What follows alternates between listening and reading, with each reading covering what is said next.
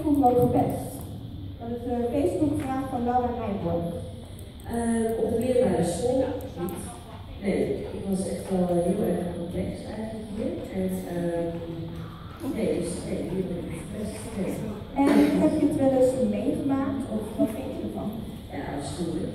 Ik zat er natuurlijk over na te denken. Op de basisschool werd wel echt veel gepest. Ik zat in de klas waar heel veel gepest werd. En af en toe zit je samen. En heel vaak nog niet. Ik was niet degene die echt gepest werd. En op de middelbare school heb ik zo'n superleuke tijd gehad. Dat was gewoon totaal niet aan de orde. Er waren ook eigenlijk in mijn omgeving niet echt veel kinderen die gepest werden. Maar de beste af en toe was nog leraren.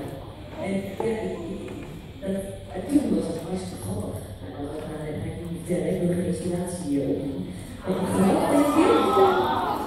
Nee, gewoon een beetje deze biologie als we toch een beetje kijken of je nog gaan leren. En dat is eigenlijk helemaal niet zo leuk.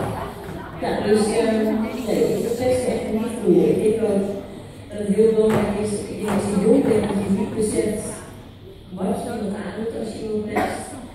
En ik denk als je gepest wordt, dat je misschien wel het beste het ook tegen de beste zou kunnen zeggen. Ik hoop dat als hier gepest wordt, ik weet dat het hier aan de orde is. Maar dat ben ik natuurlijk wel zeg maar echt heel het is verschrikkelijk. Als je gepest wordt, dan neem je de rest van je leven mee. Dus als je nu ruzie hebt, prima, dan probeer je niet iemand gewoon altijd en goed te stoppen. Dan krijg je later onwijs veel spijt van.